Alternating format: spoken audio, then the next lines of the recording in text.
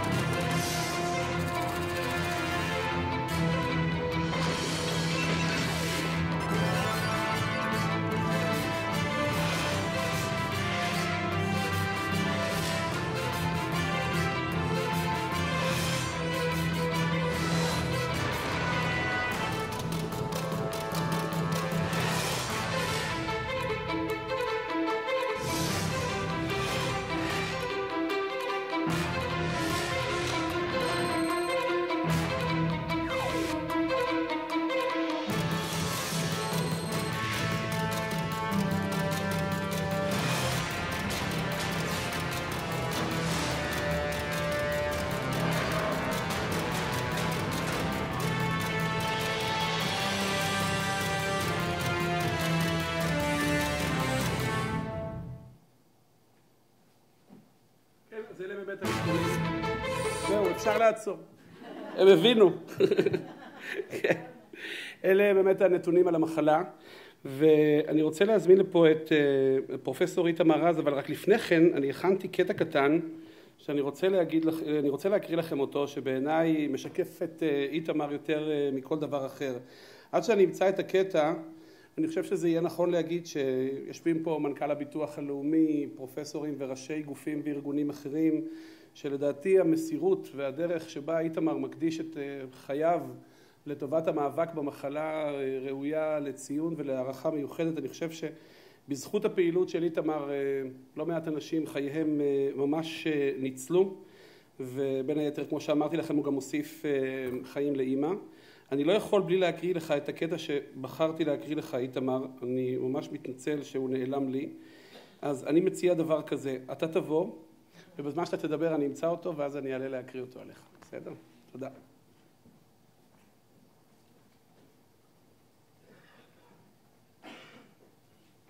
ערב טוב ותודה לכל מי שהגיעו. זה נראה כל כך מאיים הסרט, שאני לא רוצה בכלל להגיד עוד מילה אחת רעה על הדבר הזה שנקרא סכרת. גם לי יש סכרת כבר 10 שנים, ואני ממש לא מרגיש חולה. אני חושב שבהחלט מדובר פה בבעיה שתלויה בנו, שאם אנחנו עושים החלטה ומקיימים אותה, ועוד מעט אולי נשמע מדן אריאלי איך אפשר לעשות החלטה וגם לקיים אותה, אז הכל נראה אחרת. ואני מטפל בהרבה מאוד אנשים בגיל 90 ו-85, והם יפים, והם צעירים, והם תפקדים. אז אני קורא להם מטופלים. ובמקום לספר לכם על סכרת, וגם שמעתם את התמצית, אני רוצה לספר לכם, אולי חשבתי על זה עובד בזמן שדיברת, אני מדבר על אמא שלך. זה בעצם הדבר הכי מתאים. והסיפור מתחיל לפני כ10 שנים, כשאני ביקשתי להתקבל אצל אהוד אולמרט, לימים ראש הממשלה. ואני באתי אליו עם אג'נדה ועם הצעה של מה צריך לעשות, בעיקר בתחום אורח חיים בריא, בסך הכל האוכלוסייה, כדי למנוע את הבעייתיות הקשה שרואים בעולם ורואים בישראל, של השמנת יתר והמחלות הנלוות לה, שהעיקרית היא סכרת, אבל יש גם אחרות כמו סרטן, לחץ דם, מחלות לב וכו'. ועובד היה בעצם האיש הייתי צריך לעבור דרכו כדי שאהוד אולמרט תשמע שהוא נפגש עם מישהו שראוי.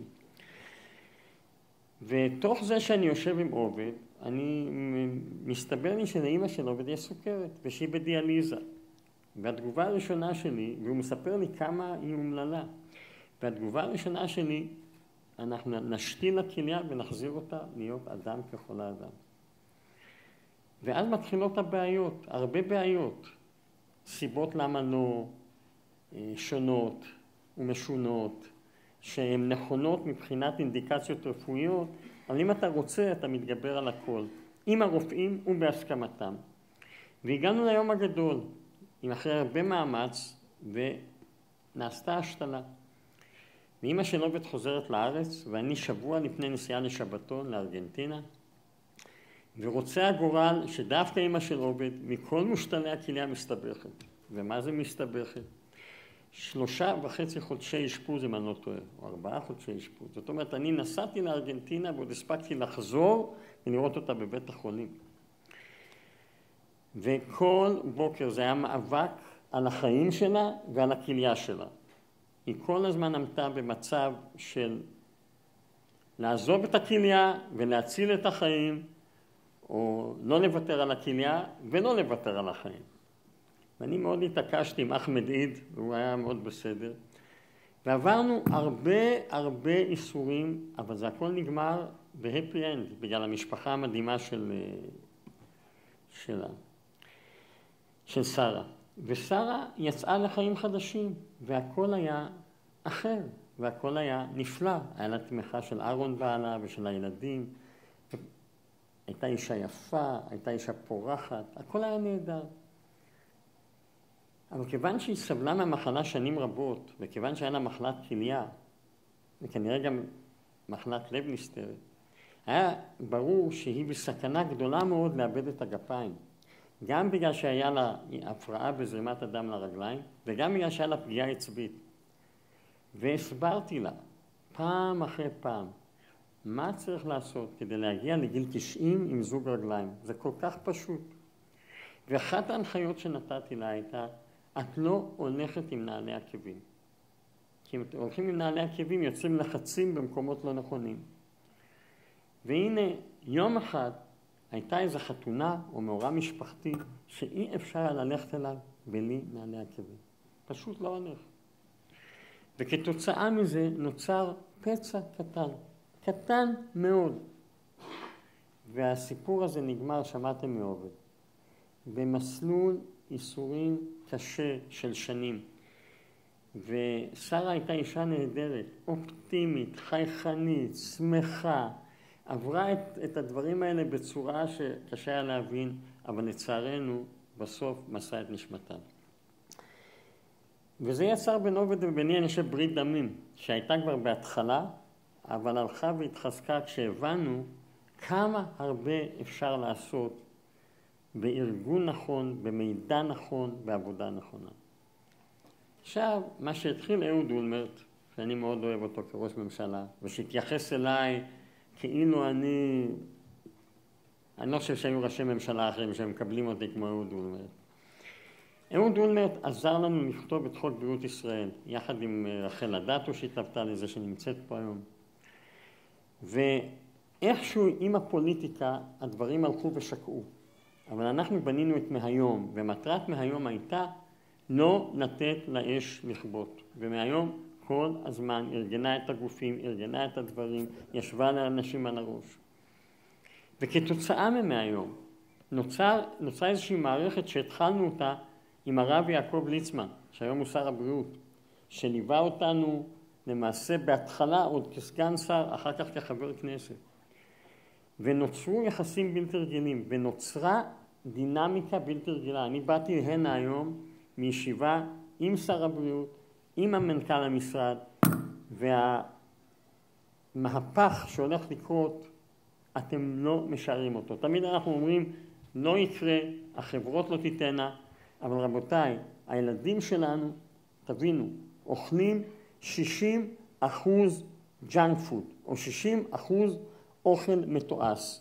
פירושו שהם אוכלים פי 2 עד פי 2.5 יותר סוכר ממה שהם צריכים, וכנ"ל מלח, וכנ"ל הרבה מאוד רעלים וכיוצא בזאת. ואנחנו, אין לנו ברירה, זה לא תוכנית כבקשתך. אנחנו נעשה את המהפך. והמהפך הזה יתרחש בגלל מה שנבנה פה בארץ, ובגלל שהתמזל מזלנו, ויש היום 2 אנשים מדהימים, נחושים, ודן אריאלי הסכים ללוות אותנו, נכון? ואני שמעתי את ההרצאה מהנפט שלו בפעם השנייה. אין ספק שאתה יכול לעשות מה שאתה רוצה, אבל אם לא תצליח להגיע לציבור, אם לא תמצא את הדרך לשנות התנהגויות של ציבור, המלחמה תיגמר בכישלון.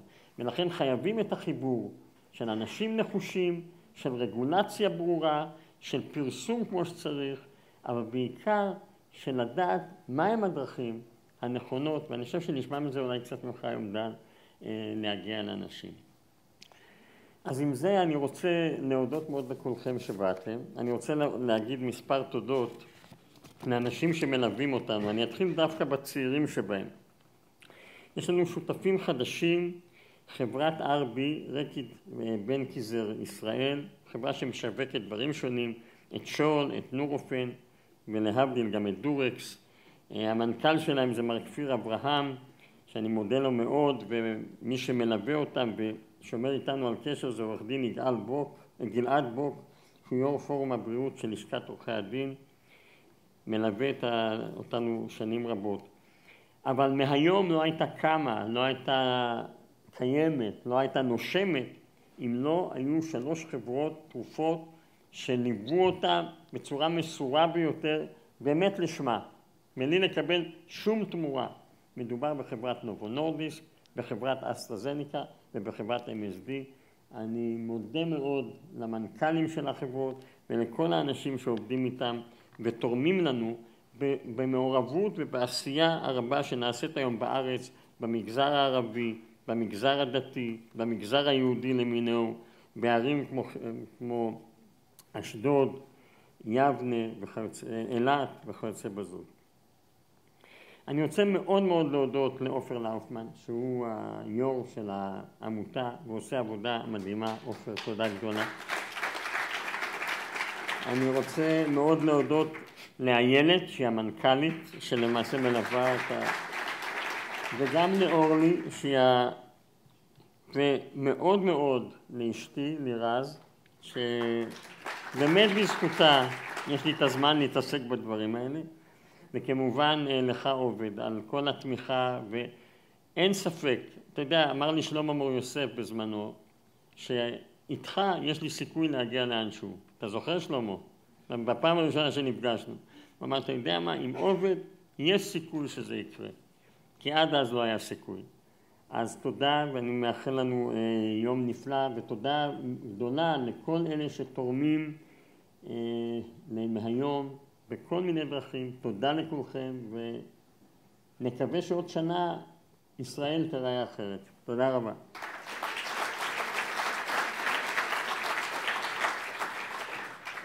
אנחנו צריכים להעביר את זכות הדיבור לאנשים החשובים באמת היום. אני רק רוצה להקריא לכם קטע קטן על פרופסור איתמר רז. אני קראתי את ספרו של הרב זקס. הרב זקס הוא היה רבה הראשי של אנגליה, יהודי אורתודוקס, מעניין מאוד. והוא בספר האחרון שלו יש פרק שנקרא האתיקה של האחריות. הציטוט הזה הוא איתמר רז, אבל הלוואי וכל אחד מאיתנו ייקח את הציטוט הזה מכאן היום ויהפוך אותו לאיזשהו ככה כוכב צפון. באנו לכאן כדי לשנות משהו, כדי לתקן את העולם השבור ולעשות את הנדרש כדי להפוך את העולם למשכן של צדק ורחמים.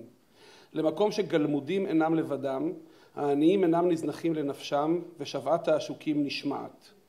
אם מישהו שרוי במחסור, תנו לו. אם מישהו בודד, הזמינו אותו לביתכם.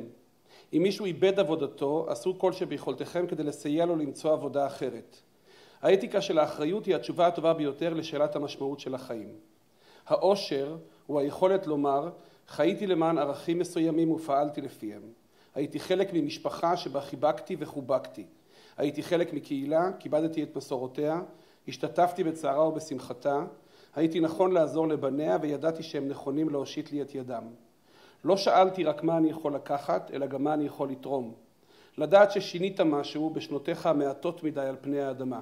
עודדת את רוחו של מישהו, הקלת במקצת מעל כתפיו של מישהו את עול הבדידות או העוני, או הענקת רגע של חסד או צדק לעולם, שבלעדיך לא היה מתקיים. ואתה הענקת הרבה חסדים כאלה להרבה מאוד אנשים, והלוואי שכולנו נגיע ל10% ממה שיש בך.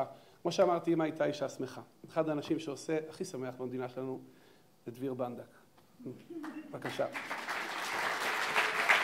הכי שמח. תורי, זה עובד איתי? עובד? כן? יכול להיות שזה אלה?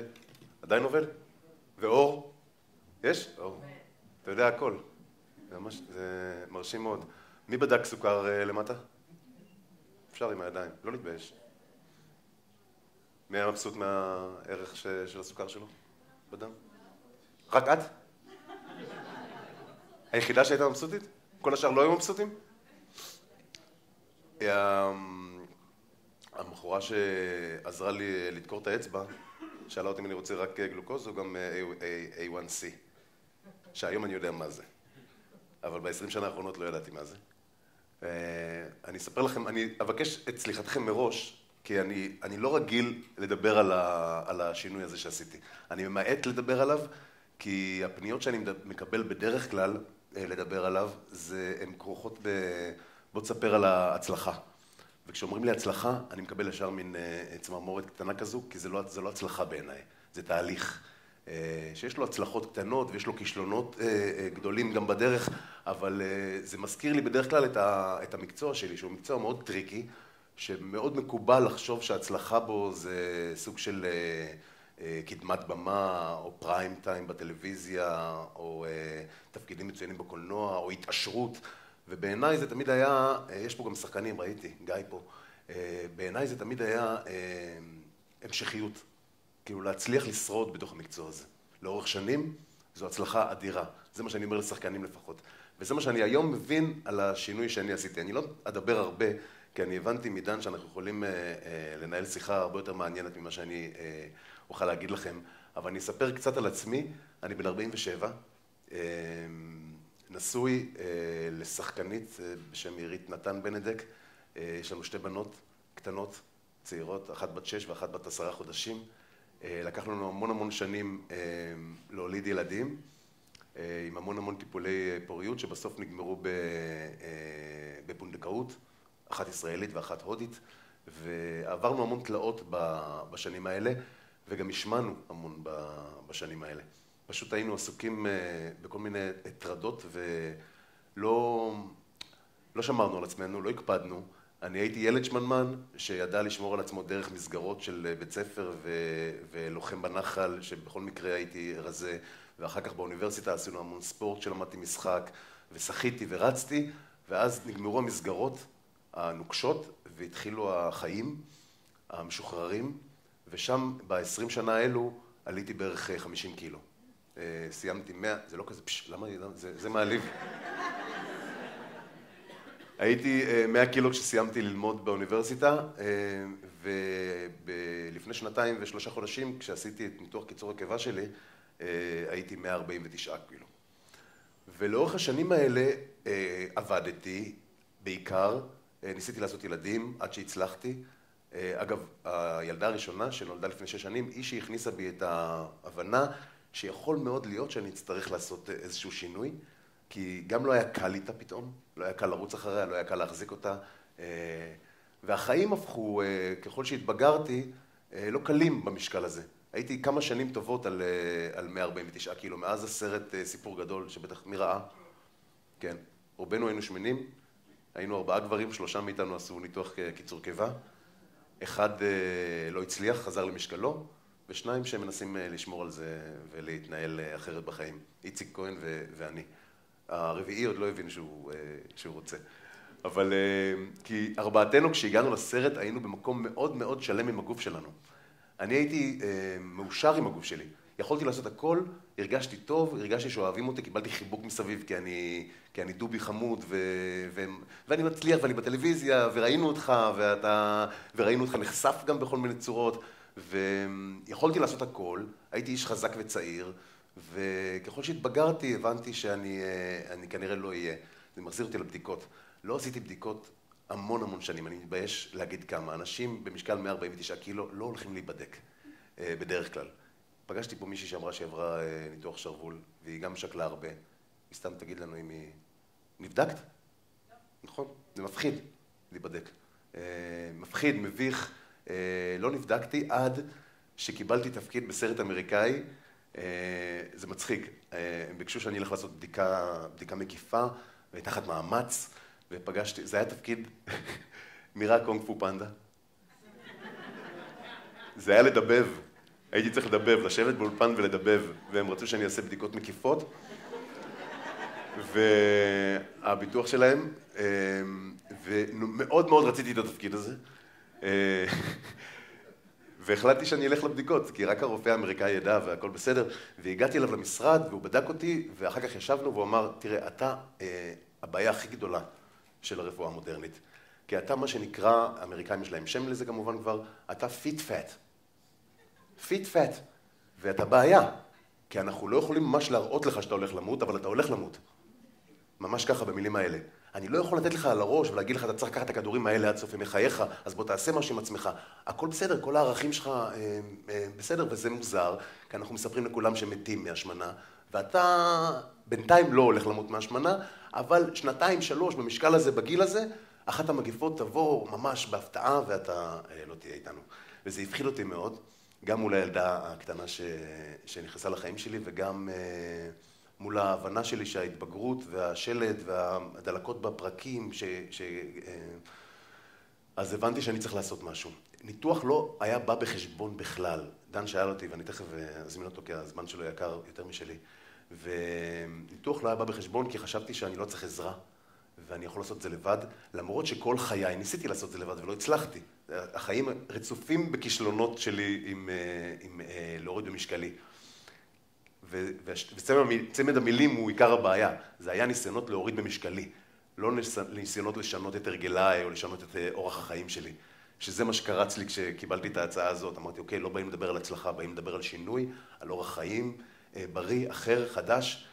חוץ מזה שלא אומרים לעובד לא. מי שהפגיש בינינו פעם אמר לי, אל תגיד לו לא, אף פעם. לא כי הוא יכעס, אלא כי הוא לא מבין את המילה. לא כי הוא בשום שפה.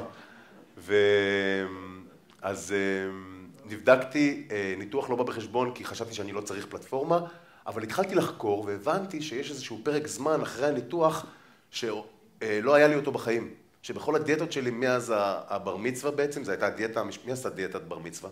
עם המשפחה? רק אנשים שמנים עושים את זה. משפחה עושה דיאטה לבר מצווה כדי ללבוש חליפות ובגדים במידות יותר קטנות. אז מאז חונכתי רע להתייחסות למשקלי.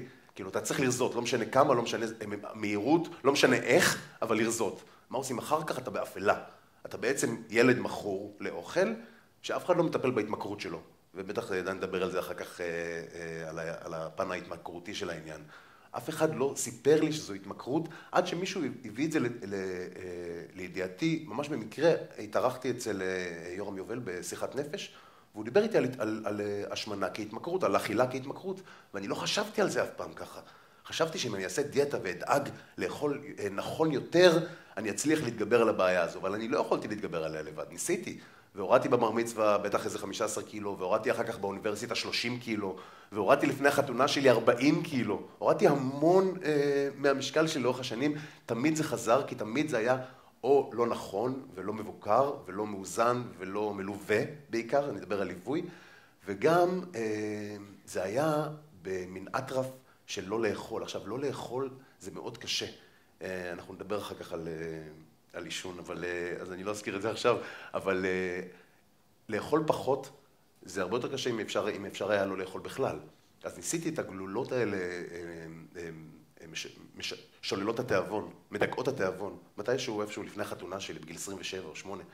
וזה אחד הדברים שעשה הכי הרבה נזק לגוף שלי, לקח לי חודשיים 3 להבין שיש תופעות לוואי שאני יכול להסתדר איתם, עד שזה הגיע לכוח ההון, ואמרתי אז גבר בן 28 לא צריך להתמודד עם זה, זה כנראה מזה, והפסקתי, אבל עד אז זה עשה לי המון בעיות בגוף, אבל רזיתי והבנתי עכשיו, לפני 20 שנה אחרי, שאז רזיתי כי באמת לא הייתי רעב, ורציתי להיות במקום הזה שאני לא רעב עוד פעם, כדי לקיים מערכת יחסים חדשה עם אוכל. וזה הביא אותי יותר קרוב להסכמה לניתוח. כי אמרתי, הניתוח יביא אותי למקום הזה שאני יכול לנשום תוך כדי ניסיונות לשנות את ההרגלים שלי, לעומת הדיאטות שעשיתי שלא נשמתי בהם, רק חשבתי איך אני אשרוד את היום הזה. איך אני אשרוד את היום הזה עם האוכל שהקצבתי לעצמי, או איך אני אשרוד את השבוע הבא, ואיך כשאני אגיע למשקלי, מה אני אעשה שם? כאילו מה, אני אבוד, לבד. אז עשיתי את הניתוח, שהוא הליך כירורג מאוד פשוט, ומזל שהייתי מלווה נפלא עם המנתחת שלי ועם תזונאית, שהסבירו לי שמהיום הראשון זו עבודה שלי. לא אחרי השנה, הם קוראות לזה ירח דבש, האנשי המקצוע קוראים לזה ירח דבש לשנה הראשונה של אחרי הניתוח, כי באמת הקיבה שלי היא בגודל של הבת שלי, בת 6. אני לא יכול להכניס אליה המון דברים, אני צריך ללמוד להכניס אליה את הדברים הנכונים כדי להיות מוזן כמו שצריך, ובתדירות הנכונה כדי שהיא לא תדבר אליי. אגב, זה המון מערכות שהתחילו לדבר אליי מחדש, אחרי 20 שנה, שלא דיברו. הבטן שלי לא קרקרה 20 שנה. לא אמרה לי, אתה רעב, תאכל עכשיו. כאילו, המערכות האלו היו מנוונות לגמרי. אכלתי כל הזמן, כשחס וחלילה היא לא יחסר או משהו כזה, אז יהיה עוד וזה יבוא. אכלתי כל הזמן וגם לא ידעתי להגיד בסוף יום מה אכלתי. וזה גם התזונאית שלי הביאה לתשומת ליבי. היום אני יודע, היום זה חשוב לי בסוף היום להגיד, אוקיי, מה אכלתי היום, או אפילו לתכנן את זה יום לפני. אז אני הפכתי משוכלל יותר במובן של מה אני מכניס לתוך הגוף שלי, איך אני מכניס אותו, באיזה כמות, באיזה תדירות ובאיזה מהירות.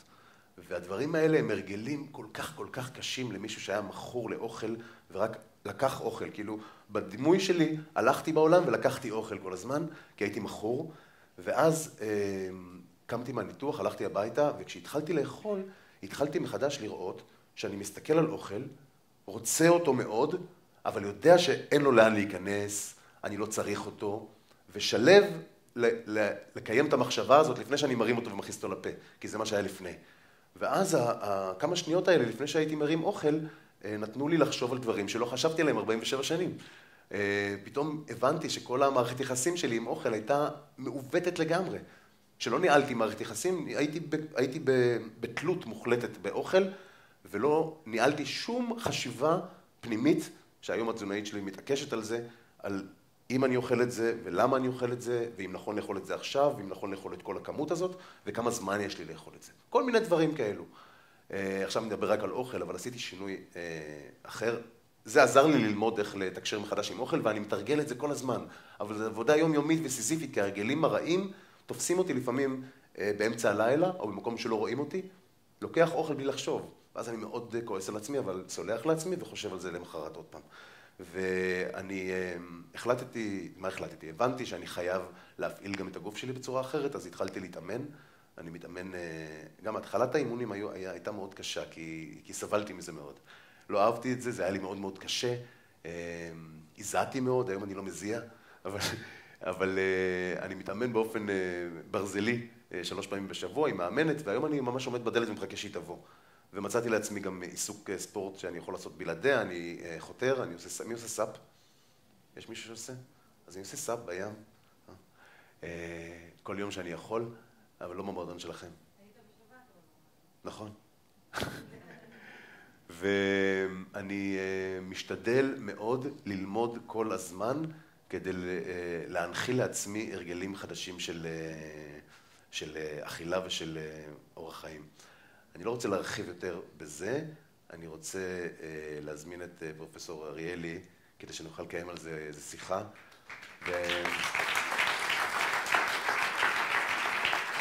כן, הבחירה של המפיות אגב היא מקסימה, כאילו, שזה ליאור.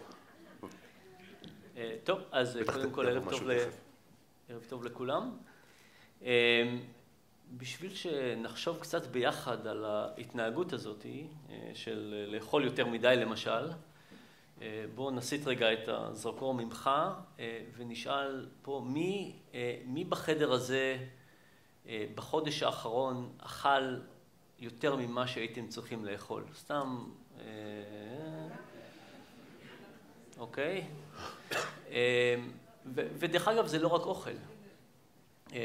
כמה מכם בחודש האחרון התעמלתם פחות ממה שאתם צריכים להתעמל? אותו דבר. כמה מכם השתמשתם ב-SMS בזמן הנהיגה, בבקשה להיות כנים? כנים? עוד שאלה, כמה מכם בחודש האחרון לא תמיד רחצתם את הידיים כשיצאתם מהשירותים? זה דרך אגב שאלה מעניינת, כי כמעט אף אחד, רופאים אפילו לא עושים את זה תמיד, אבל מאוד מבייש להגיד את זה. ושאלה אחרונה, כמה מכם אי פעם, לא בחודש האחרון, אי פעם קיימתם יחסי מין לא מתוכננים ולא מוגנים? ממש, ממש כלום, ממש כלום. כן, האמת היא שאני עובד גם על רמאות, יש לי מחקר על... עכשיו, אם אתם חושבים על כל הבעיות האלה, ולמשל, לנהוג עם SMS, זה דוגמה אחת, זה לא משהו שחסר לכם איזושהי פיסת ידע. זה לא שאני יכול לבוא ולהגיד לכם, תשמעו, זה ממש מסוכן. אתם אומרים, וואו, לא ידעתי, זה מסוכן, אני עכשיו אפסיק לגמרי. אנחנו לגמרי מבינים שזו התנהגות מטופשת לגמרי, ולמרות זאת, אנחנו יודעים שאנחנו לא רוצים להשתמש ב-SMS בזמן הנהיגה, אבל מה קורה?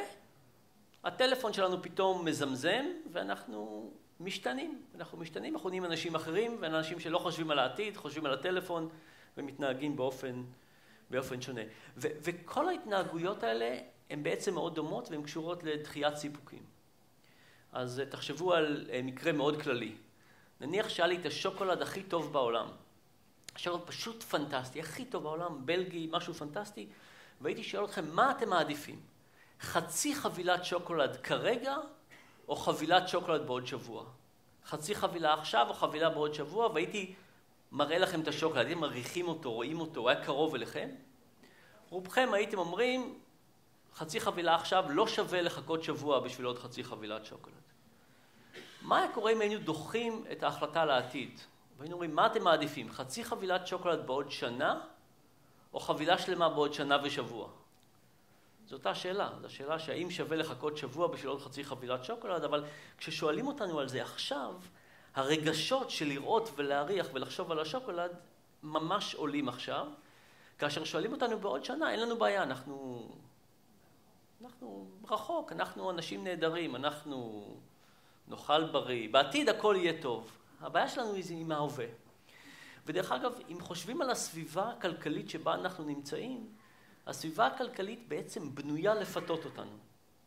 אחד העקרונות בכלכלה התנהגותית זה שהסביבה מאוד מאוד חשובה. הסביבה גורמת לנו להתנהג בדרכים מסוימות, ותחשבו שאתם הולכים ברחוב עם הארנק שלכם והזמן שלכם והקשב שלכם, וכל חנות רוצה מכם מה?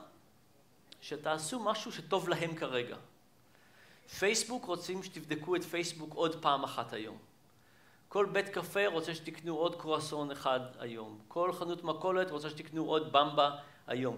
למי אכפת מהטובה שלכם בעוד 30 שנה? ממש לא ברור. אולי בן הזוג, אולי ההורים, אבל באמת, הסביבה שלנו, רובה רוצה מאיתנו משהו עכשיו, רוצה את הזמן, הכסף, ובגלל זה אין ספק, אנחנו נכשלים. היה ניתוח מאוד עצוב בארצות הברית שהסתכל על למה אנשים מתים, ומה הדברים שמאיצים את המוות. וניסו לחשב כמה מהמוות מואץ בגלל החלטות מטופשות שלנו. ושבדקו את זה לפני 100 שנה, כמה אנשים מתו מהחלטות שגויות, ראו שזה קצת פחות מ10%. כשעשו את הניתוח הזה לפני כמה שנים, אמרו שזה קצת יותר מ40%. מה קרה? טכנולוגיה. המצאנו כל מיני טכנולוגיות שהורגות אותנו. סכרת, השמנת יתר, עישון, שימוש ב-SMS. עכשיו, זה לא החלטות שתמיד הורגות אותנו, כל החלטה לעשן הורגת אותנו, אבל זה החלטות שבאופן מצטבר באמת מאוד מאוד קשות. אז אנחנו נמצאים בסביבה שמפתה אותנו כל הזמן, והיכולת שלנו להתגבר על הפיתוי הזה היא מאוד נמוכה, ודרך אגב, הסביבה הזאת רק תשתפר עם הזמן. תחשבו, אתם חושבים שהבתי קפה, הסופגניה של 2018 תהיה יותר מפתה או פחות מפתה? כולם רוצים לבנות סופגניות, לייצר סופגניות יותר מפתות. הקושי הזה יהיה רק יותר קשה, ולכן אנחנו באמת צריכים להבין מה אנחנו יכולים לעשות בשביל להתגבר על פיתויים. אז אני רוצה שנדבר על כמה מנגנונים כאלה, והמנגנון הראשון שאני רוצה לדבר עליו זה דת. היה חכם יהודי מאוד מעניין שנקרא אליהו דסלר, ואליהו דסלר כתב משהו מאוד מעניין, הוא אמר שאם היינו לוקחים את כל האנשים ומארגנים אותם מהכי חילוני להכי דתי, ככל שהיינו עוברים לאנשים יותר דתיים, יש להם יותר החלטות שהם לא צריכים לקחת. נקודת ההחלטה, ויש באמת דברים שפשוט אנחנו לא עושים יותר, אנחנו לא חושבים על זה. ומסתבר שלקחת דברים כאלה ולעשות מהם משהו שהוא כמו דת, שהוא בעצם, אנחנו לא חושבים עליו כל פעם, אלא יש לנו כלל החלטה מאוד מקל עלינו. אז למשל רציתי לשאול אותך איזה דברים אתה מנסה לעשות שבהם אתה כל פעם חושב כן, לא, מול שאתה אומר זה אני לא עושה. אולי הכי במובהק זה ההחלטה לאכול כל 3 שעות, או כל פעם שאני מרגיש רעב, ולא לחכות לרעב שיגיע, ואז אני אוכל את הדברים הלא נכונים. זה ברור לי שמשהו שאם אני אנסה להחליט אותו כל פעם מחדש, אני לא אצליח, אז הוא חוק ברזל. ואתה שם שעון, או... לא, אבל אני כבר מתרגל את זה באופן כמעט עצמאי. כן. כן. או עוד דבר שסיפרת לי זה לישון. עישון. מי פה ישן אי פעם? כמה? מי עדיין מעשן? עכשיו, תודה. תודה. לא קל להפסיק לעשן, כמו שאנחנו יודעים, אבל יותר קל להפסיק לעשן מאשר להיות בדיאטה. למה? כי עישון זה בעצם, אנחנו מעשנים או לא מעשנים. זה משהו בינארי כזה, ואתה הפסקת. אני הפסקתי לפני 11 שנים, ובאמת זו הייתה החלטה. זה לא בחיים שלי. זו הייתה גמילה, אבל זה לא בחיים שלי. וזה לא קל, זה לא קל. אבל מה הבעיה באוכל? אוכל זה תמיד עוד מזלג. זאת אומרת, מהי באמת נקודת ההפסקה באוכל? יש ניסוי מאוד נחמד שנותנים לאנשים, אנשים באים לאולם קולנוע בארצות הברית ונותנים להם כזה פופקורן כזה ענק, חבית כזאתי, ואנשים אוכלים את הפופקורן. ודרך אגב, זה לא משנה אם הפופקורן טרי או לא טרי, גומרים את הכל. לקבוצה אחרת נותנים את אותה כמות פופקורן מחולקת ל4 דליים יותר קטנים. הכמות הכללית היא אותו דבר. מה קורה? אוכלים פחות, מפסיקים בסוף דלי. למה? קוראים לזה נקודת ההחלטה שוב. כשאנחנו אומרים, גמרנו את הדלי, במקום להמשיך ולא לחשוב, אנחנו אומרים, אם אני רוצה דלי חדש או לא. וגם בתנאי הזה יש הבדל אם הפופקורן טרי או לא טרי. למה? כי אנשים משתמשים בזה בנקודת ההחלטה אחרת, פשוט אוכלים ולא חושבים על כלום. אנחנו עכשיו, אתם תסלחו לי, אני לא דתי, אבל דת מאוד מעניינת אותי. דת זה בתור מין מנגנון כזה שקיים כבר אלפי שנים, מנקודת מבט לא דתית, להסתכל על דת, זה מאוד מרשים איך אנחנו יוצרים מוסדות שחיים אלפי שנה ומה הם עושים. ובחודשים האחרונים אנחנו מנסים לעשות, איך החלטנו קוראים ל-rituals? rituals. החלטנו שאין מילה, שזה לא בדיוק. זה לא בדיוק טקס. אוקיי. החלטנו, בואו נגיד טקסים. אז ניסינו לעשות כל מיני טקסים שיעזרו לאנשים לחיות יותר טוב. התמקדנו כרגע על התעמלות.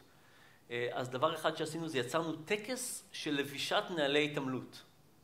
למה? אמרנו לעצמנו, ללבוש נעלי התעמלות זה לא סבל, הסבל מתחיל כשרצים.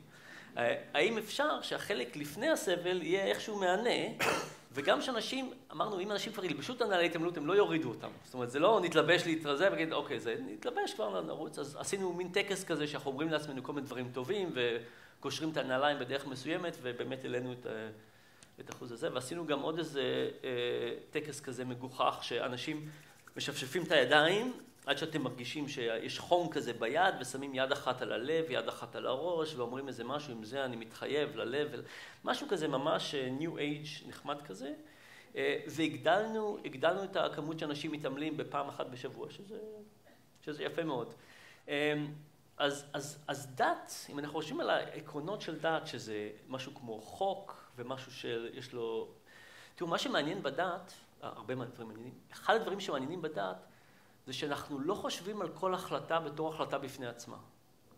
נכון? נניח שיש לנו החלטה, סתם, למחזר.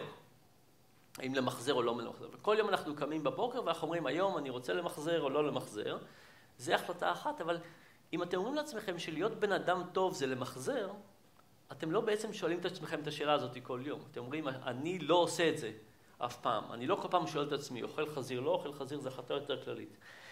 דרך אגב, יש עוד דברים שניסית לעשות בתור חוקים בחיים שלך, חוץ מאשר לאכול כל 3 שעות? יש איזה מאכלים למשל שלגמרי...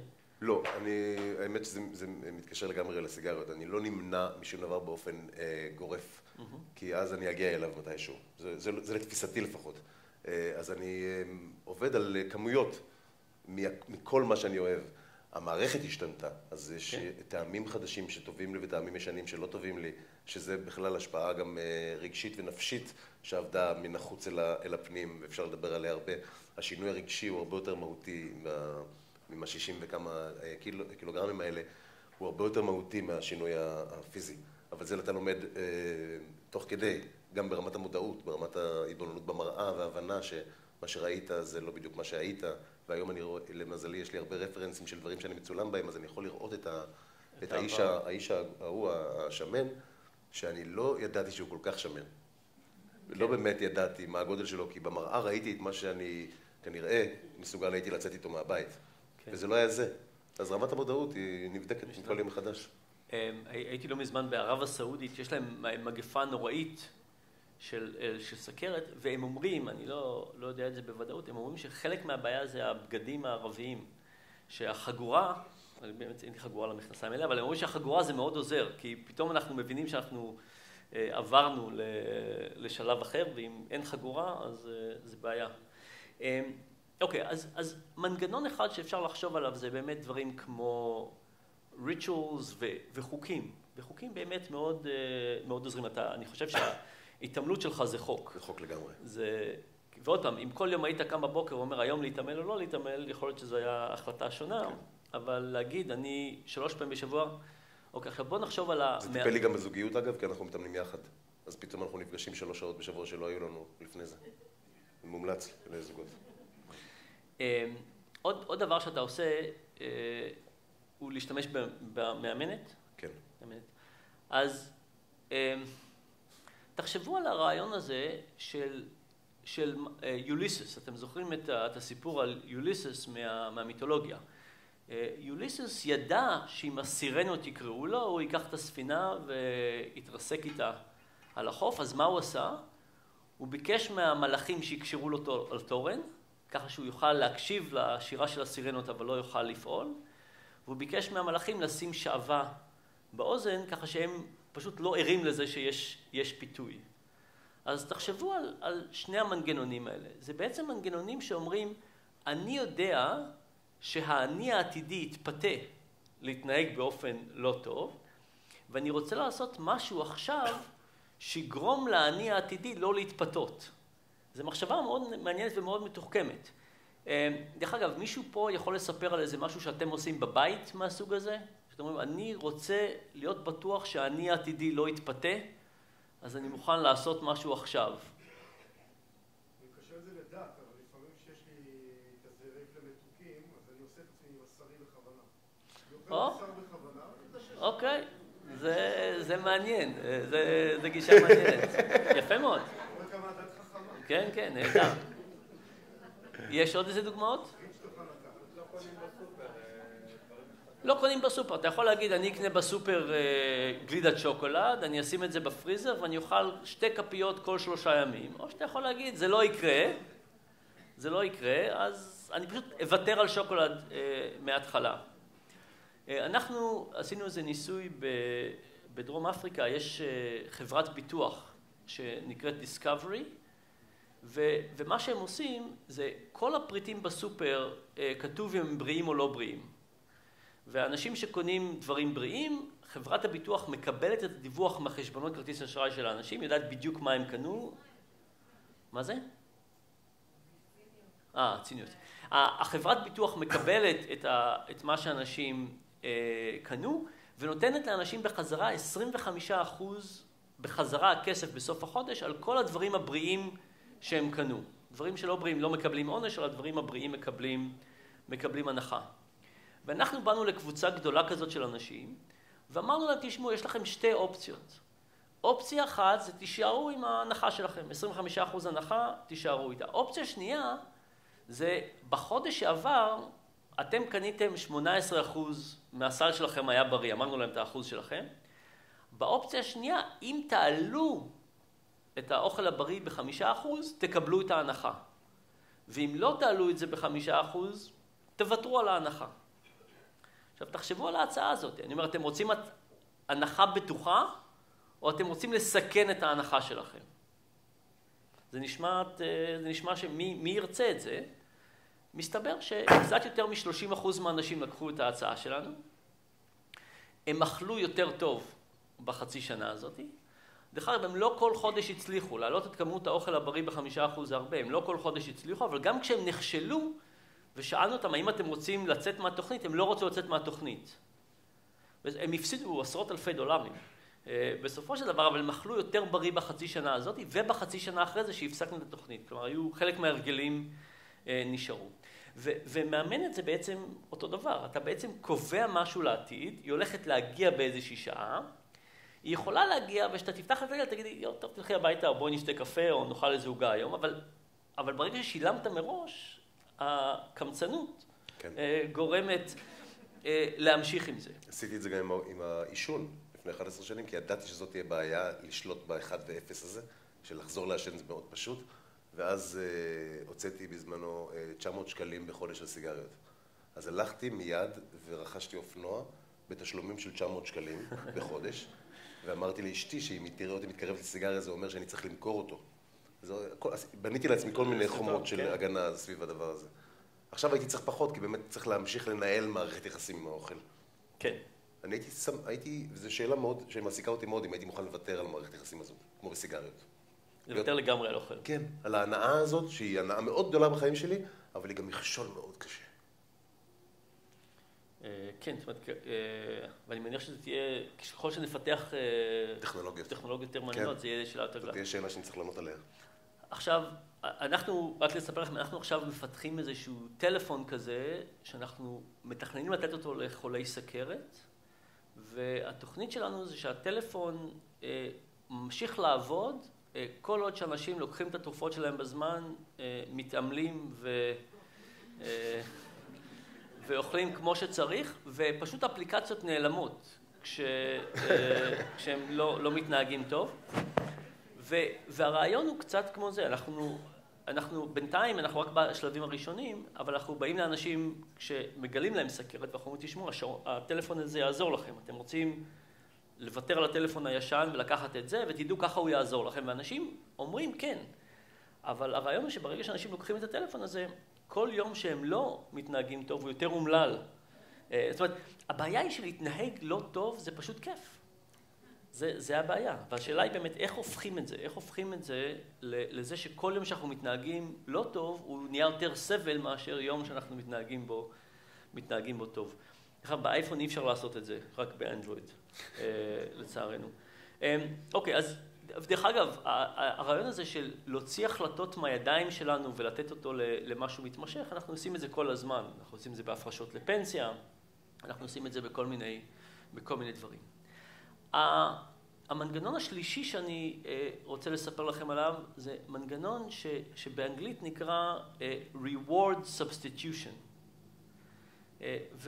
והרעיון הוא שיש דברים כמו הבריאות שלנו בעוד 40 שנה, שקשה מאוד לחשוב עליהם, וקשה מאוד שהם ישפיעו על ההתנהגות היומיומית שלנו.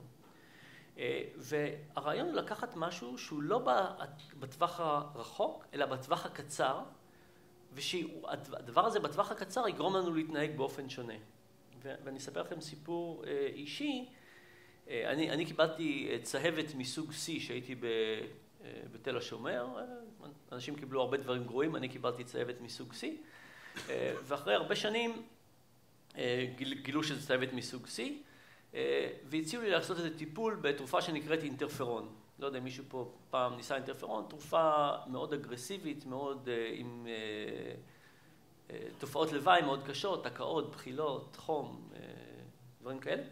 והייתי צריך להזריק לעצמי 3 פעמים בשבוע, שנה וחצי. זאת אומרת, הרבה זריקות, וכל יום הגעתי הביתה מהאוניברסיטה, פתחתי את המקרר, יש את הזריקות, וידעתי שאם אני אזריק לעצמי יהיה לי לילה לא נעים, אבל ידעתי שאם אני אזריק לעצמי בעוד 30 שנה, אולי אני לא אקבל שחמת של הכבד. קיצר, לקחתי את הזריקות האלה שנה וחצי, בסוף השנה וחצי עשו לי עוד ביופסיה, הצטדרתי, לא היה לי יותר את המחלה. היום דרך אגב יש תרופה חדשה, הרבה יותר מוצלחת וגם הרבה יותר יקרה, שמעלה שאלות חדשות על רפואה. אבל הרופא שלי, דוקטור קילנברג, אמר לי שאני הייתי החולה היחידי בפרוטוקול שלקח את התרופות שלו כל הזמן. והשאלה היא למה, האם אני יותר רציונלי מאנשים אחרים, האם אני אוהב את הכבד שלי יותר מאנשים אחרים, והתשובה היא לא לכל אחד מאלה, עשיתי מה שאתה עושה, שיניתי את הסביבה שלי. מה שבעצם עשיתי זה עשיתי מין עסק כזה עם עצמי, שאמרתי לעצמי שכל יום שני, רביעי ושישי, שזה היו הימים של התרופות, אמרתי לעצמי אני אזריק לעצמי ואני אראה סרט. אני מאוד אוהב סרטים, הייתי דוקטורנט אז, לא היה לי זמן לסרטים, אבל אמרתי לעצמי אני אזריק ואראה סרטים. אז כל יום שני, רביעי ושישי הלכתי בבוקר לחנות וידאו, שכרתי 2 סרטים שרציתי לראות, הייתי מסתובב איתם בתיק כל היום, הייתי מגיע הביתה, שם אותם בווידאו, מזריק לעצמי ולוחץ פליי. לא הייתי מחכה לתופעות לוואי, חיברתי משהו שלא רציתי, משהו שכן רציתי, וזה יחד עם הזיכרון הגרוע שלי, ששכחתי לפעמים איזה סרטים ראיתי, זה החזיק אותי שנה וחצי. עכשיו, אם אתם חושבים על הרעיון הזה והייתם שואלים כל אחד עם מחלת כבד, מה הם מעדיפים, סרטים או כבד? ברור שסרטים לא כך חשוב, אבל הבעיה היא שהרבה דברים שאנחנו עושים בבריאות שלנו, ההשלכה שלהם היא לטווח כל כך רחוק, שקשה לנו לעשות את הצעדים הנכונים כל יום. וגם זה משהו הסתברותי, כלומר, כל יום, אם היום תאכל לא טוב, לא יקרה כלום. זה רק משהו שהוא מצטבר לאורך הרבה זמן. אז הרעיון של reward substitution זה שיש דברים שאכפת לנו מהם לטווח הארוך, אבל קשה לנו מאוד לפעול ביום יום לגבי זה. למשל, כמה מכם מאמינים שכדור הארץ, אנחנו מזהמים את כדור הארץ? אוקיי. ואני לא אשאל אתכם כמה מכם באמת עושים משהו כל יום לזה. מי שמאמין אני מניח שרובנו מאמינים שזה בעיה אמיתית וכאובה מסובכת, ויש לנו המון דברים שאפשר לעשות. קשה כל יום לקום ולעשות משהו מאוד אחר, כי זה באמת יקרה בעוד המון זמן לאנשים אחרים, אנחנו לא רואים את זה מתקדם, קשה מאוד להרגיש את זה. ואם אתם חושבים על הרעיון של reward substitution, זה לקחת לא את הבעיה האמיתית שהולכת להיות בעוד הרבה זמן, זה לקחת בעיה אחרת, כמו אני רוצה לראות סרטים, משהו קרוב, ולחבר אותו לחיים שלנו באופן שבו אם נתנהג לדבר קצר הטווח, נתנהג כאילו שאכפת לנו מהדבר ארוך הטווח. וזה גם מה שבהרבה משחקים קוראים gamification, שבעצם נותנים כל מיני תמריצים להתנהגות קצרת טווח, שגורמת לנו להתנהג באופן אחר לטווח רחוק. אני לא יודע אם יש לך דוגמאות לזה, אני אספר לכם איזה ניסוי. אני אספר לכם איזה ניסוי שעשינו על זה. אז בשביל reward substitution אנחנו בעצם רוצים 2 דברים. אנחנו רוצים למדוד מה אנשים עושים, ואז אנחנו רוצים או להעניש אותם, או לתת להם איזה פרס. אבל החלק הראשון החשוב זה באמת למדוד. כי אנחנו לא רוצים לחכות עד שה-A1C של מישהו יעלה, אנחנו רוצים לתת להם תגובה מיידית. אז יש לנו טכנולוגיה של קופסאות תרופות שמחוברות לאינטרנט, וכל פעם שאתם פותחים את הקופסה, אנחנו יודעים על זה. אז אתם יודעים יש קבוצה של אנשים שלוקחים תרופה שנקראת קיומדין. קיומדין זה תרופה נגד שבץ מוחי, זו תרופה זולה, יעילה, זולה, בלי הרבה תופעות לוואי, יש קצת אבל לא נורא. והיינו מצפים שאנשים שהיה להם שבץ מוחי, ייקחו את התרופה הזאת כל הזמן, לא לוקחים את זה כל הזמן. האחוז שלוקחים את זה כל הזמן הוא בערך 60%. אז עכשיו יש לנו קופסת תרופות כזאת, ואנחנו יודעים כשאנשים לוקחים את התרופה, אז תגידו לו אתם מה אתם הייתם מציעים, איזה עונש או פרס הייתם מנסים בשביל לגרום לאנשים לקחת את התרופה. תהיו יצירתיים, כן.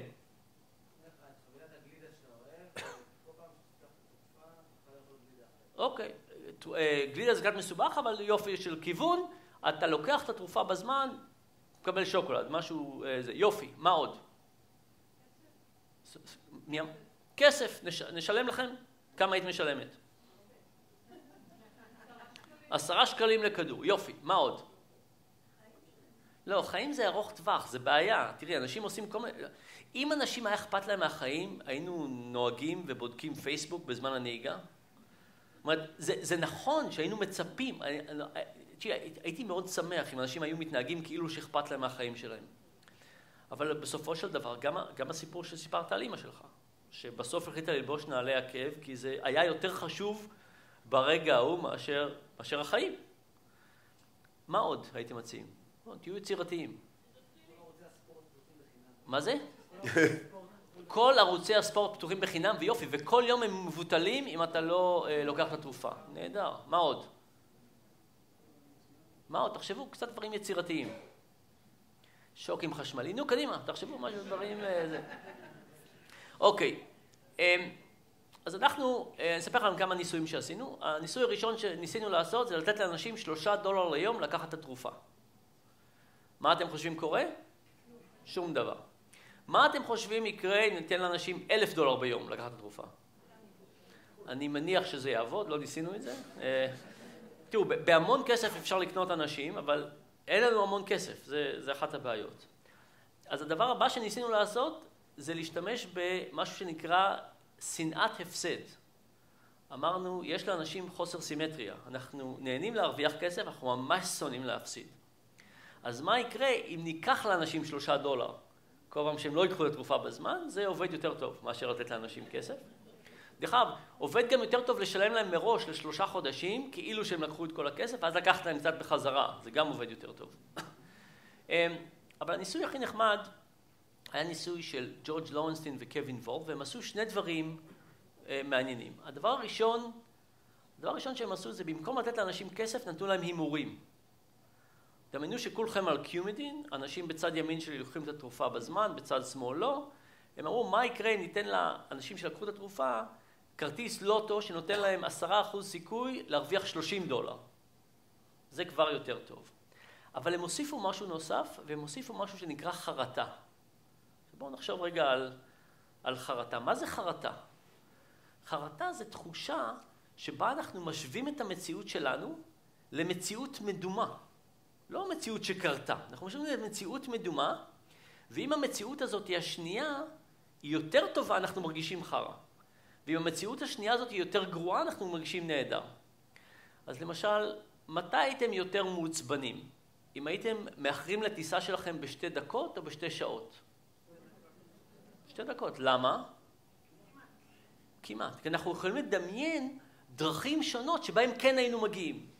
אם האיבא דלפק הייתה קצת יותר מבינה איך לסרוק את הדרכון. אם הייתם יכולים, עם החנייה, הייתם יכולים לעבור כל מיני דרכים שבהם הייתם כן יכולים להגיע. עכשיו, לא הגעתם. אבל אם אתם איחרתם ב2 דקות, אתם מדמיינים את המציאות הזאת, אתם משווים את עצמכם אליה ואתם מרגישים רע באופן יחסי. אם איחרתם ב2 שעות, אי אפשר להשוות. לפני כמה שנים צילמו אנשים שזכו במדליות באולימפיאדה. והסתכלו כמה רחב החיוך שלהם. ומה הייתם מצפים? זהב, כסף, ברונזה. לא. זהב, ברונזה, כסף. למה הכסף הכי פחות מאושרים? כי תדמיינו לכם ש4 שנים קמתם במיוחד מוקדם כל בוקר. ורצתם או עשיתם משהו כל יום, ולפני 90 שניות קיבלתם מקום שני. מה המחשבה שאתם לא יכולים לוותר עליה? מה תופס לכם את כל הראש? אתה זוכר את יום רביעי לפני שבועיים, שרצתי קצת פחות, שהתעמלתי קצת זה, הייתי צריך... ואם יש לכם ברונזה, מה אתם אומרים? לפחות אני פה, תראו את כל האחרים. דרך אגב, הרבה מהחיים, הרבה מהאושר בחיים שלנו מושפע מהשוואה ולא באמת מהמצב בחיים שלנו. אתם בטח יכולים לחשוב על דוגמאות רבות שהשאלה היא למי אתם משווים את עצמכם. אתה שמשווה את עצמך לשמנמן מלפני 3 שנים, בטח אתה מרגיש טוב עם זה. עכשיו בואו נחזור לניסוי. אז אמרנו שכולכם על קיומדין, אנשים בצד ימין שלי לוקחים את התרופות, בצד שמאל לא. אם אנחנו עושים עגלה רגילה, לוקחים את האנשים שלקחו את התרופה ונותנים לכם, ל10% מכם את הפרס. אם מנסים להשתמש בחרטה, אני כותב לכם כל בוקר, אני אומר, יש לכם מספר, ובסוף היום יכול להיות שהמספר שלכם ינצח, בין אם תיקחו את התרופה ובין אם לא. אבל את הכסף תקבלו רק אם תיקחו את התרופה. אז למשל אני מתקשר אלייך בסוף היום ואני אומר, איך קוראים לך? עידית, היום זה יום המזל שלך. את הזוכה המאושרת בכרטיס ההגרלה. לצערי, אני רואה שלא לקחת את התרופה שלך, אז את לא מקבלת את הכסף.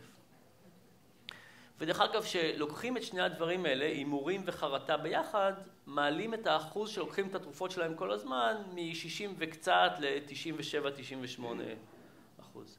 עכשיו, זה מחשבה חשובה, כי זה בעצם אומר שאם אנחנו לוקחים את ההתנהגות שלנו, הרבה פעמים נראה שאנחנו מתנהגים שלא אכפת לנו מהעתיד שלנו. אנחנו אוכלים יותר מדי ולא רוחצים את הידיים וכו' וכו' וכו'. אבל כן אפשר לעשות שינויים סביבתיים. ומה שחשוב פה זה באמת להבין את השינויים הסביבתיים וכמה הם חשובים. עכשיו, השינויים הסביבתיים מאוד מאוד חשובים. אתם יודעים מה לא חשוב? כמו שאמרת, אינפורמציה. אנחנו עשינו ניסוי עם מסעדה שנקראת פנדה אקספרס. פנדה אקספרס, מישהו פעם אכל שם? לא טוב. המנכ"ל שלהם בא יום אחד לכיתה שלי וסיפר לי על פנדה אקספרס, ויש להם משהו שנקרא אורנג' צ'יקן, שזה אחד הדברים הכי נוראיים שאפשר לבשל. זה מטוגן פעמיים, הרבה סוכר והרבה מלח, אין דבר יותר רע מזה. מבחינה בריאותית זה ממש טעים. והוא אמר, מה עושים עם זה? אז הוא נתן לנו חנות וניסינו כל מיני דברים. אחד הדברים הראשונים שעשינו זה לשים אינפורמציה קלורית על כל דבר, כמה קלוריות זה. מה אתם חושבים קרה? שום דבר.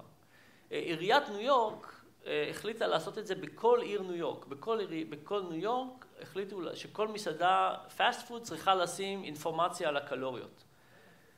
מה קרה בניו יורק? שום דבר. כמעט שום דבר. יש כמה דברים קטנים שקרו, למשל בשכונות מצוקה, אנשים התחילו לאכול יותר רע. למה? כי פתאום נתנו להם טבלה שאמרה קלוריות וכסף, והם פתאום ניסו לעשות מקסימיזציה לכמה קלוריות מקבלים בשביל כסף, כי זה היה מאוד ברור. ומה שכן עזרו זה קצת הורידו את הצריכה של מאפינס. אין מילה לזה בעברית, נכון? מאפין זה מאפין.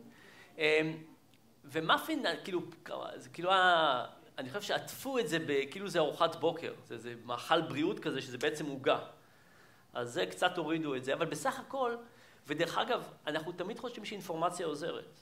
אז עכשיו ממשלת ארצות הברית החליטה לחייב כל מסעדה בארצות הברית שיש לה יותר מ-20 סניפים, לשים אינפורמציה קלורית על כל דבר, כאילו שזה יפתור. זה לא פותר בשום דבר. והאמת היא שצריך פשוט לחשוב על שינויים מבניים. צריכים לחשוב על שינויים מבניים בחיים שלנו. לדוגמה, לכמה מכם יש פירות וירקות שעכשיו בטח מרכיבים במקרר? זה פשוט תכנון גרוע של המקרר. למה? כך לוקחים את הדבר שמתקלח הכי מהר ושמים אותו במגירה אטומה שלא רואים אותה בתחתית. וכשאנחנו פותחים את המקרר, על מה אנחנו חושבים? מה שבגובה העיניים. תארו לכם שהיינו הופכים את זה. מסתבר שמה שיש לכם על השיש משפיע מאוד על מה שאתם אוכלים. אנחנו פשוט נזכרים באוכל. אנחנו פותחים את המקרר, והשאלה היא במה אנחנו נזכרים. אנחנו מסתכלים על השיש, והתכנון של הסביבה הזאת מאוד מאוד חשוב. רציתי לשאול אותך, איזה עוד דברים עשית לתכנון הסביבה שלך, לגרום לעצמך לאכול יותר טוב? אז זה מתחיל כמו שהוא הציע, להימנע מלפגוש אוכל שאני יודע שאני חלש מולו. ממש להימנע מלפגוש, לא לקנות אותו, לא לאכול במקומות שמסוכנים לי, כי הנטייה שלי היא לפחמימה הכי זמינה, ואני מעדיף לאכול בכל מקום אסיאתי שהוא, כי אז אני, ללא ספק, גם אני אוכל את הדברים הכי לא טובים, אצא עם פחות. אני בעבר נמנעתי מלאכול ליד אנשים, כי אכלתי רע, וידעתי שאני אוכל רע. אני היום קובע ארוחות צהריים עם אנשים, כדי שאנשים ישמרו עליי. אני יודע שאם אני אהיה ליד אנשים אני אוכל אחרת. ואז אני לומד לאכול, ואז אני רואה שזה מספיק לי. אני משתמש בכל מיני דברים, כל מיני חוקים קטנים שלא הייתי מורגל בהם, כמו לעזוב את המזלג בין ביס לביס. משהו שפתאום שינה לי לגמרי את האכילה, ואני יכול לקחת את ההחלטה מחדש אם אני רוצה. זה נקודות החלטה שלא היו לי, כמו עם הפופקורן. הרבה נקודות החלטה כאלה שבניתי לעצמי. יש לי חבר שיצר נקודת החלטה מאוד נחמדה, הוא ביקש ממסעדות שיתנו לאנשים חצי מהאוכל בצלחת וחצי בדוגי בג. הכל אצלכם בזה, אבל פתאום אתה אוכל חצי ויש את השאלה אם רוצים את החצי השני. הדבר האחרון שאני רוצה לספר לכם זה על בעיה שנקראת depletion, או דלדול, אני חושב שזה. תגידי, את לא מתביישת לשבת ככה מולי ולחפש על פייסבוק? את יודעת, מילא אם הייתי עושה בשורה השנייה, בשורה הראשונה, אני צוחק. אני באמת צוחק, אבל הטלפונים דרך אגב זה אחד הדברים הכי ממכרים שיש. הטלפונים עובדים על random reinforcement. אנחנו מדי פעם, בדרך כלל זה לא מעניין, אבל מדי פעם קורה משהו מעניין, ואנחנו ממשיכים לבדוק כל הזמן, והטלפון באמת ממכרים אותנו באופן מדהים. אבל בכל אופן, דלדול. הרעיון של דלדול זה שככל שאנחנו מקבלים החלטות קשות, אנחנו מאבדים את כושר דחיית הסיפוק. והרעיון זה שאנחנו מקבלים החלטות ומקבלים החלטות, וכל החלטה, גם אם אנחנו מתגברים על הפיתוי, בעצם שילמנו מחיר. אז הם היו שאתם באים בבוקר למשרד, ויש איזה מאפין, וויתרתם עליה. אז יופי, ויתרתם עליה, אבל האם איבדתם משהו בדרך? האם איבדתם משהו מכוח היכולת דחיית הסיפוק להמשך היום? ואחרי זה יש את פייסבוק, וכן הצלחתם לעבוד עוד שעה ולא לחפש על פייסבוק, ואחרי זה יוטיוב, ואחרי זה משהו, ואחרי זה עוד איזה משהו בארוחת צהריים, ומסתבר שככל שהיום עובר, ואנחנו מקבלים יותר ויותר החלטות קשות, שקשות לנו, שאנחנו זוכים סיפוק, בערב אנחנו משלמים את המחיר הזה. וזה עוד פעם משהו שהדת בעצם עוזרת, כי אנחנו בעצם מבינים שאם אנחנו לא מבצעים את ההחלטות האלה, אנחנו לא משלמים את המחיר של הדלדול הזה. ומה שבעיקר פה מסובך, זה שאנשים משכבת העוני, יש להם את ההחלטות הכי קשות שיש לנו בחברה. ולמה? כי תדמיינו לכם שכל החלטה שהייתם מבצעים הייתה החלטה קשה. אתם צריכים להחליט בין קפה לאוטובוס, בין ארוחת צהריים לתרופות, בין אוכל ולא לשלם שכר דירה. יש מטאפורה מאוד יפה לאלדר שפיר, שהוא אומר שלהיות עשיר זה כמו שיש לנו מזוודה גדולה. אתם אורזים, אתם זורקים דברים משתנים, אתם זורקים עוד קצת, אין בעיה. עניים, יש להם מזוודה קטנה. מההתחלה היא לא מספיקה לכל מה שצריך. וצריך מאוד מאוד להחליט מה כן ומה לא. ואז אם משהו משתנה, צריכים את הכל להוציא ולסדר מחדש. ומסתבר שאנשים שחיים במצוקה, ולא צריכות מצוקה נוראית, חיים במצוקה וחושבים ככה כל הזמן, הדלדול שלהם הוא הרבה יותר גבוה. ולכן הפיתויים הרבה יותר חזקים והרבה יותר קשה להתגבר על הפיתויים. וזה לא מסובך לקחת כל אחד ולגרום לו להרגיש בתחושה הזאת. ולכן גם אם אנחנו מסתכלים על מה שקורה בסכרת, סכרת ועוני באמת הולכים יד ויד מסיבות רבות, גם כי לאכול לא בריא זה יותר זול, וגם בגלל הדלדול וגם בגלל הקושי. אז לסיכום, קודם כל אני רוצה לברך אותך שהצלחת. תודה. זה לא פשוט? הרבה לא מצליחים? לא, זה לא.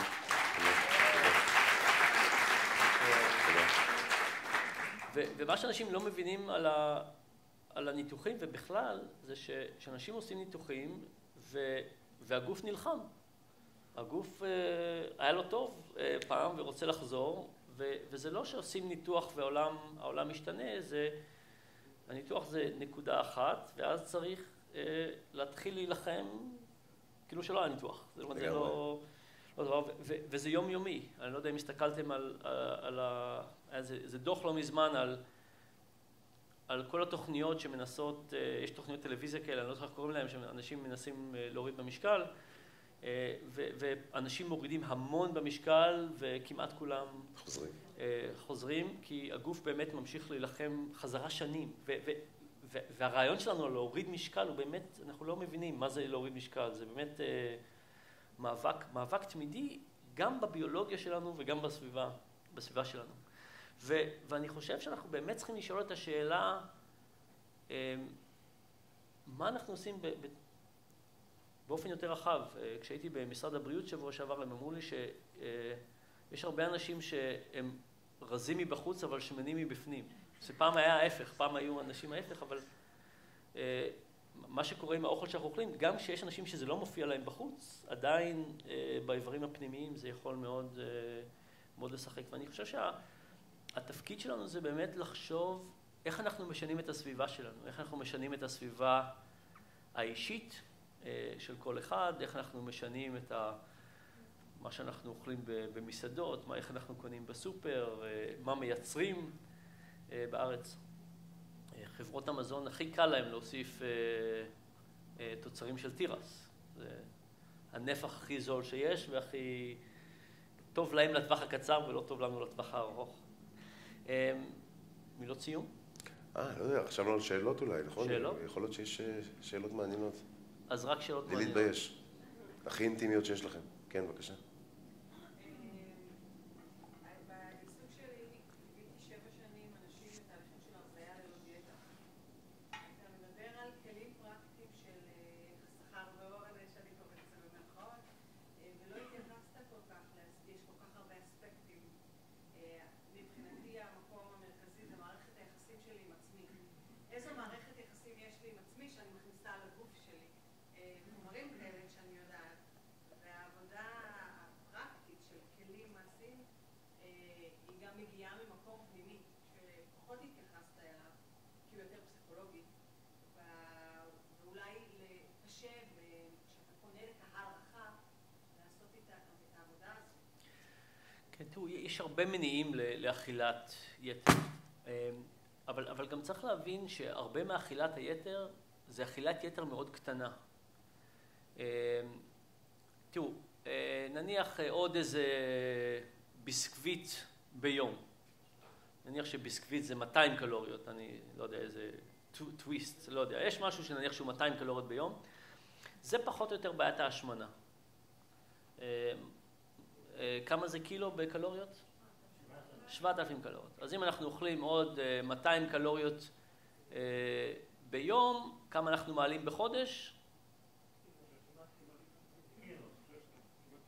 כמעט קילו. כמה אנחנו מעלים בשנה? 10 קילו נניח בשנה. אתה בן 47 אמרת? כן. זאת אומרת, תחשבו כל אחד מכם, נניח שהייתם אוכלים רק עוד 200 קלוריות ביום, באיזה משקל אתם צריכים להיות בגיל 50?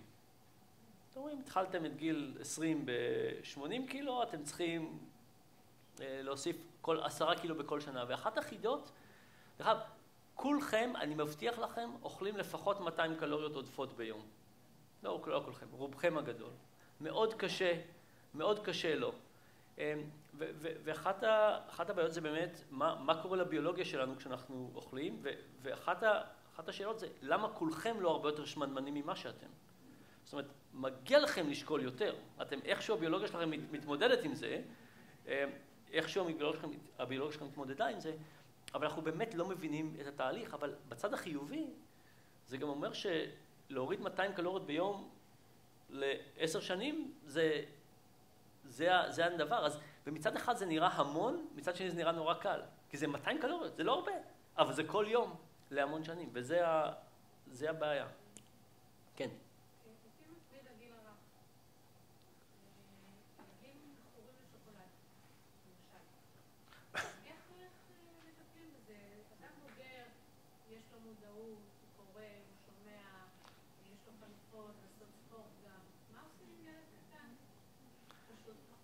כן, אז דבר ראשון, אני איתך עם המחשבה על הילדים, אבל אני לא כך שותף בחשיבה שלך שמבוגרים יכולים להשתלט. כן, הגיל הצעיר הוא גיל מאוד... אתה לא יכול להגיד לילד, תראה, תהיה שמן, יצחקו עליך בגן. אתה לא עושה לו עוד קומפלקסים או משהו. כן. אז זה לא טוב מה שאני אעשה לילדות עכשיו? זה מה שאתה אומר? אני צוחק. תראו, ללא ספק, יש מקומות שבהם צריכים לעשות יותר רגולציה ופחות רגולציה. ואני חושב שילדים ושוקולד זה דברים שעובדים עליהם בטלוויזיה ובפרסומות וכולי, ואני חושב שזה כוח חברתי כל כך חזק, ותשמעי, זה מתוק וטעים. אתם זוכרים את הסרט הזה של וודי אלן, שבו הוא מתעורר בעתיד, הוא כזה, יש לו חנות לגרנולה וככה, והוא איכשהו נכנס לחוסר הכרה, והוא מתעורר בעתיד, סליפרס, והוא מבקש שיתנו לו גרנולה, ואומרים, תשמע, אתה לא יודע, גילינו שכל הגרנולה הזה והפירות, זה ממש לא בריא, כל מה שצריך לאכול זה שוקולד וממתקים, זה הדברים הבריאים, באמת. העולם, לצערנו, הוא לא כזה, אבל אז באמת, אני חושב שלגיל הרך, וזה גם לא דבר שצריכים לתת להורים להתמודד איתו. אני חושב שאם הילד רוצה שוקולד והילד צועק בסופר, זה לא משהו שאני הייתי רוצה ליצור, זה כמו עישון, אנחנו מאפשרים לאנשים לעשן ואז קונסים אותם במיסים וכל מיני דברים כאלה. אני חושב שלאפשר את הפיתויים האלה, זה פשוט לא מוסרי בעיניי. אז אני הייתי רוצה לחשוב על איך מורידים את הפיתויים ברמה יותר כללית, לא ברמה של ילד, זה יהיה קשה מאוד. שאלה אחרונה. אתה מחליט למי. מה, איש מרים את היד כבר המון זמן? אנחנו עושים להבין, אני רוצה להבין כבר המון זמן, למה אנחנו כל כך דוחים פתרונות טכנולוגיים שיכולו לשמור על עצמם? מדברים שעשו מוניטורים לגוף שלנו, למה אנחנו בורחים? שאלה חצי מסחרית. השאלה היא, למה אנחנו בורחים מדברים שישנו לנו את הגוף? או ישמרו עלינו. כן, אז יש הרבה דברים שמנסים. תראו, בתהליך הזה של מה שנקרא quantified self, כמה מכם מודדים משהו יש לכם משהו כזה שמודד הליכה וכולי? כמה? אוקיי, הרבה. תכלס, בכל הטכנולוגיה הזו שמודדת, יש משהו אחד יעיל. מהו? צעדים. כל היתר לא משנה. למה? כי המדידה של הצעדים לא רק אומרת לנו כמה צעדים עשינו, נותן לנו רצפט למה לעשות הלאה. תדמיינו לעצמכם שהיו אומרים לכם את הצעדים כל יום על מה עשיתם אתמול. מה זה היה משנה משהו? שום דבר. אבל ב-6 בערב אומרים לכם, תשמעו, הלכתם 6,000 צעדים, אתם יודעים מה אתם יכולים לעשות בהמשך היום, להגיע ל-10,000. דרך אגב, המספר הזה הוא פשוט לא נכון. המספר הנכון, צרי להגיד לכולכם, זה בערך 16,000 בשביל להיות בריא. אבל זה קצת מוגזם, אז לא אומרים לאנשים את האמת. אבל, נכון? 16,000. בבקשה עכשיו כולם להוציא את השם ולכוון למספרים חדשים. ולא לספר לאף אחד. ואני חושב שהרבה מהסיפור הזה של ה-quantified self הוא בעצם מסתכל אחורה במקום להסתכל קדימה. ואני חושב שאנחנו צריכים לחשוב על איך עוזרים לאנשים להתנהג קדימה בדברים פשוטים כמו 10,000 צעדים או כמו דברים כאלה. דבר השני שהוא אחר שהוא מעניין זה שאנשים מסתכלים באופן מאוד שונה על תרופות וניתוחים שמשנים אותם מול שמחזירים אותנו לאיך שהיינו.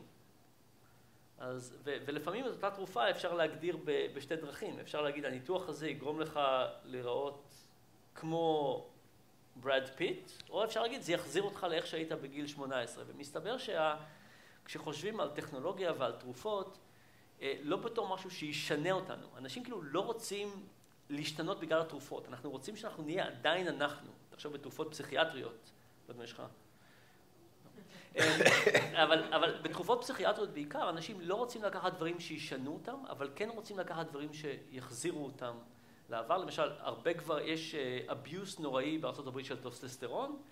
יש מין פרסומות כאלה שאומרות לגברים בני 40, אתם קצת מרגישים יותר עייפים, קצת יש לכם פחות כוח, זה בטח שהטסטוסטרון שלכם יורד קצת, תיקחו עוד טסטוסטרון ותהיו כמו שהייתם אי פעם, ובאמת הרצון הזה להיות כמו שהיינו. אז אני חושב שאם הייתי חושב על זה, הייתי חושב על איזה טכנולוגיות ותרופות יגרמו לנו לחשוב שאנחנו לא נהיה אנשים אחרים, אלא אנחנו נהיה אנשים שאנחנו בעצם בתוכנו. גם תרופות, גם אורח החיים, ללא ספק. חברים, אני רוצה באמת להגיד תודה רבה. אני חולק עליך רק על דבר אחד. דן, אני ראיתי לפני יומיים או 3 תמונה של ברד פיט, לא בסרט, אלא תפסו אותו כשהוא בברקול. אם הוא היה פה היום, הוא היה רוצה להיראות כמו דביר. היה שווה לבוא.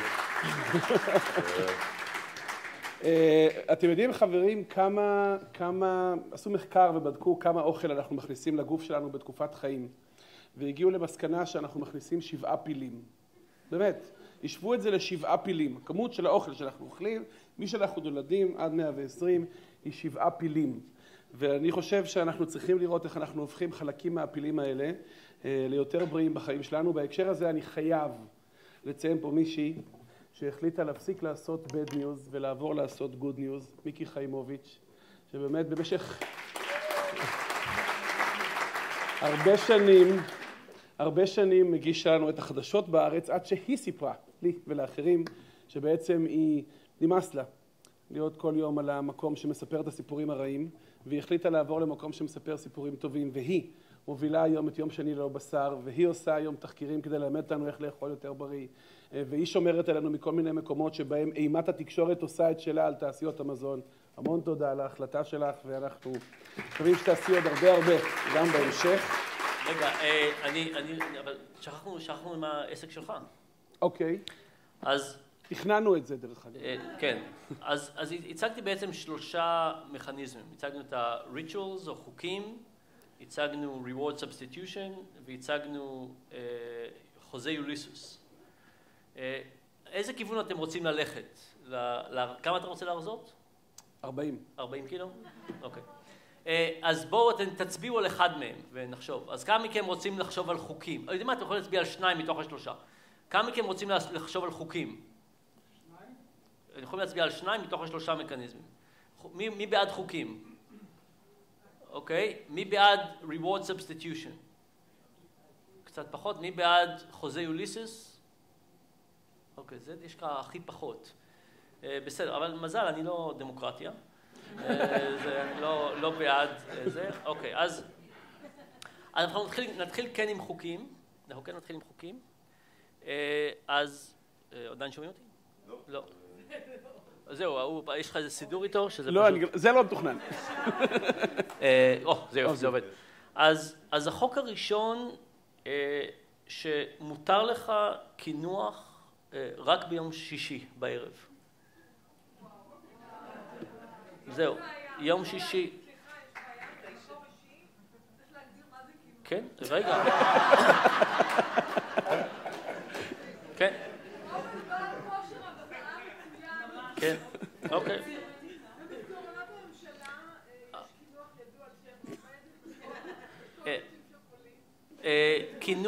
קינוח זה כל דבר שהוא מומתק באופן מלאכותי, ושיש לפחות מישהו אחד שאוכל אותו בסוף ארוחת הערב. בסוף הארוחה, בסוף הארוחה. קיבלתי. אז זה מותר לך ביום שישי, רק ביום שישי. אוקיי. אז זה חוק אחד. החוק השני זה אנחנו הולכים עכשיו לעשות עד סוף שנת 2016 אסור לך לאכול שום דבר שיש בו חיטה. לא לחם ולא פסטה. עד סוף 2016. עד סוף 2016.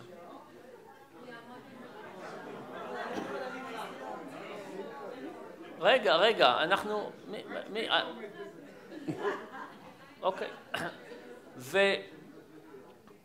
אוקיי, עכשיו, אז זה 2 חוקים. עכשיו, אם אנחנו חושבים על reward substitution, שאנחנו כן רוצים לתת לך משהו חיובי, מה כמה דברים בעולם שאתה במיוחד אוהב? בכלל? בכלל, שלא קשורים לאוכל. שלא קשורים לאוכל? שלא קשורים חופשות עם המשפחה בחול. אוקיי, זה קצת יותר מדי רחוק טווח, אני רוצה משהו יותר קצר. לראות טלוויזיה. אוקיי. כן. לראות טלוויזיה ולקרוא ספרים. ולקרוא ספרים. אתה קורא ספרים בכריכה או באלקטרוני? לא, אני קורא, נשארתי נאמן לספרים בכריכה. נשארת נאמן לספרים בכריכה? אוקיי, אז ככה.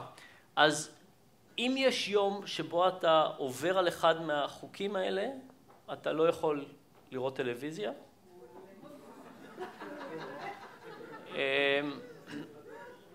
אתה לא יכול לראות טלוויזיה. אוקיי, אז יש לנו איזשהו reward substitution, והדבר האחרון זה אנחנו עכשיו ניתן לך Ulysses contract. Ulysses contract זה משהו שאתה בעצם הולך להמר על העתיד. אז עכשיו אנחנו בהתחלת אמצע יוני, אנחנו מתחילים מהראשון ביולי, כל חודש, איזה מפלגה אתה הכי שונא?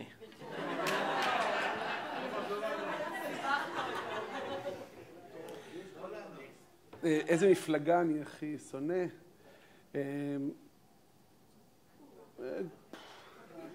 כאילו, אני רוצה להגיד את האמת, אבל אומרים לי לא לענות. לא, תענה, זה בסדר. אני לא אוהב את הליכוד. לא אוהב את הליכוד, אוקיי. מהראשון ביולי, כל חודש שבו אתה לא מוריד קילו, אתה תורם 500 שקלים. רגע, לא גמרנו. אתה תורם 500 שקלים למרכז הליכוד ומדווח על זה בפייסבוק. אוקיי. והדבר האחרון כמובן זה שאנחנו רוצים מישהו שיפקח. את מוכנה להיות המפקחת?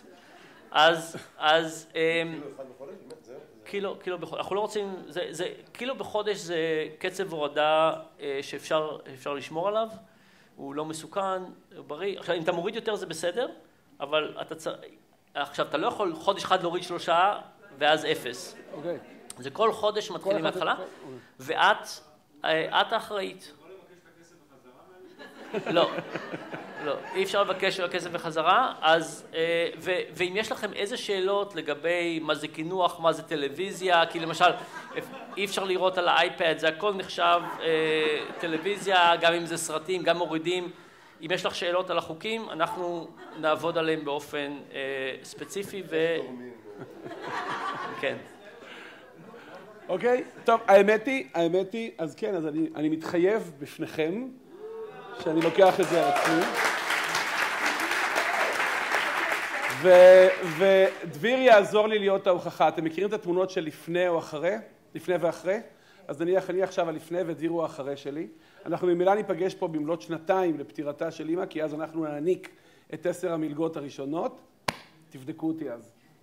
חברים, תודה רבה, במיוחד לשניכם. תודה רבה. דביר, שלא תשכח.